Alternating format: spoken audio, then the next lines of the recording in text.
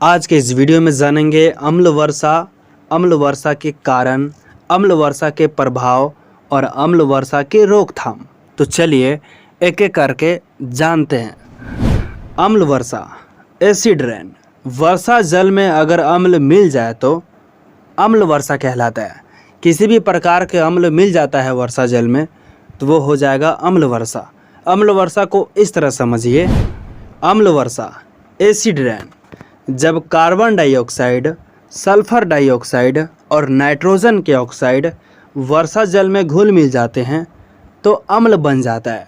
कह रहा है कि कार्बन डाइऑक्साइड, सल्फर डाइऑक्साइड और नाइट्रोजन के ऑक्साइड वर्षा जल में घुल मिल जाते हैं तो अम्ल बन जाता है। और यही अम्ल जो है धरती पर बूंद के रूप में गिरती है तो यही कहलाती है अम्ल वर्षा।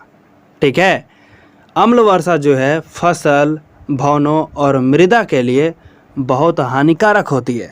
इसको इस तरह भी परिभाषित कर सकते हैं, जब वर्षा जल में सल्फ्यूरिक अम्ल और नाइट्रिक अम्ल मिलकर धरती पर बूंद के रूप में गिरती है तो ऐसी वर्षा अम्लीय वर्षा कहलाती है। ठीक है। अब समझते हैं अम्ल वर्षा के कारण। आखिर किस कारण से अम्ल वर्षा होती है? तो देखिए, सल्फर डाइऑक्साइड और नाइट्रोजन की ऑक्साइड की मात्रा का बढ़ना।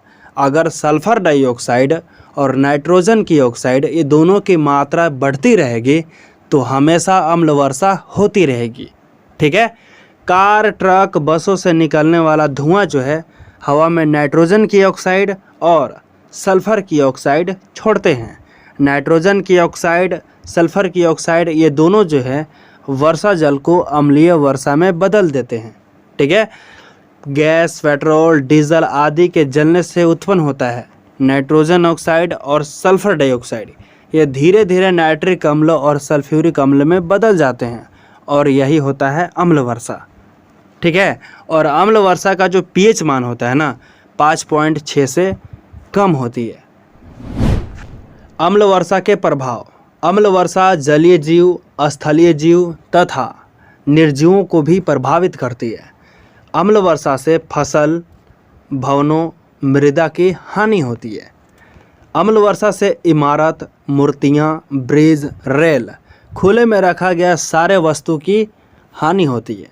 अम्ल वर्षा से त्वचा रोग, दमा आदि अनेक बीमारी हो सकता है। अम्ल वर्षा के कारण कुआं, नदी, तालाब, झीलों का पानी पीने लायक नहीं होता है। ठीक है। अब देखिए, अम्ल वर्षा से पेड़ पौधा पर भी बुरा प्रभाव पड़ता है। अम्ल वर्षा की रोकथाम। अम्ल वर्षा को आप कैसे रोक सकते हैं?